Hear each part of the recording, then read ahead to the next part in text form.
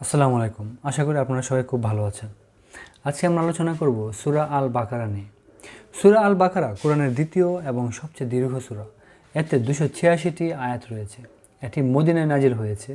বাকারা শব্দের অর্থ গাভী। এই নামকরণ করা হয়েছে বনি ইসরায়েলের গাভী কুরবানির ঘটনার কারণে, যেটা 67 থেকে 73 নম্বর আয়াতে বলা আছে। এই সূরায় ঈমান, শরিয়া, সমাজ ব্যবস্থা, অর্থনীতি, পারিবারিক আইন, জিহাদ, কিবলা পরিবর্তন সহ মুসলিম জীবনের পূর্ণাঙ্গ দিক নির্দেশনা দেওয়া আছে। সূরার শুরুতে ঘোষণা করা হয়েছে এটি এমন এক কিতাব যাতে কোনো সন্দেহ নেই। এটি মুত্তাকিদের জন্য হিদায়াত।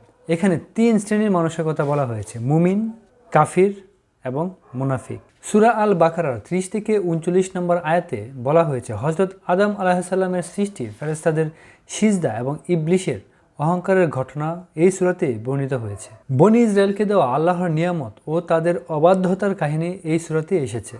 গাভী কুরবানির ঘটনা এখানে বর্ণিত হয়েছে, যার কারণে সূরার নাম আল বাকারা। মুসলমানদের কিবলা প্রথমে ছিল বাইতুল মুকাদ্দিস, পরে আল্লাহর নির্দেশে তা পরিবর্তন করে কাবার দিকে করা হয়। এটি মুসলিম জাতিসত্তার স্বতন্ত্র পরিচয়ের ঘোষণা। রোজা ফরজ হওয়ার বিধান এই সূরাতেই এসেছে। আল্লাহ বলেন, রোজার উদ্দেশ্য হলো তাকওয়া অর্জন।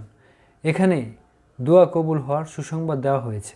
সূরা আল বাকারার 220 থেকে 242 নম্বর আয়াতে বিয়ে, তালাক, ইদ্দত, সন্তান পালন করা সংক্রান্ত বিধান এসেছে। আয়াতুল কুরসি 255 নম্বর আয়াত। এই আয়াত কোরআনের অন্যতম শ্রেষ্ঠ আয়াত। এখানে আল্লাহর মহিমা, ক্ষমতা ও সার্বভৌমত্ব বর্ণিত হয়েছে। সূরা আল বাকারার মাধ্যমে সুদকে কঠোরভাবে হারাম ঘোষণা করা হয়েছে। এটি ইসলামী অর্থনীতির ভিত্তি স্থাপন করে।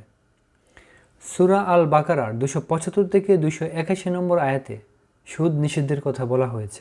সূরা আল বাকারার 282 নম্বর আয়াতে ঋণ লেনদেনের বিধানের কথা বলা হয়েছে। এটি কোরআনের দীর্ঘতম আয়াত। এখানে লিখিত চুক্তির নির্দেশ দেওয়া হয়েছে, যা অর্থনৈতিক স্বচ্ছতার শিক্ষা দেয়। সূরা আল বাকারার শেষ 2 আয়াত 285 এবং 286। এখানে ঈমানের ঘোষণা ও আল্লাহর প্রতি সম্পূর্ণ আত্মসমর্পণের দোয়া রয়েছে। হাদিসে এসেছে, যে ব্যক্তি রাতে এই 2 আয়াত পাঠ করবে তা তার জন্য যথেষ্ট হবে।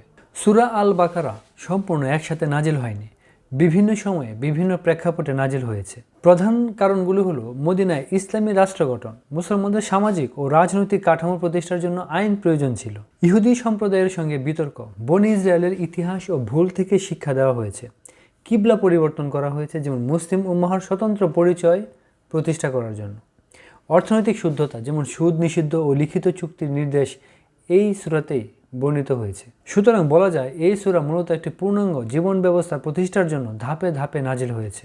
সূরা আল বাকারার মাধ্যমে আমরা শিখতে পারি, কুরআন হিদায়াতের কিতাব, যারা তাকওয়া অবলম্বন করে তারাই উপকৃত হয়।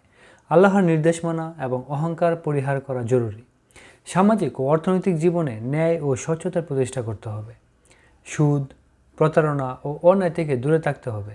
ঈমানের সঙ্গে আমল যুক্ত থাকতে হবে। পরিশেষে একটি কথাই বলা যায়, সূরা আল বাকারা শুধু একটি সূরা নয়, এটি একটি পূর্ণাঙ্গ জীবন ব্যবস্থা।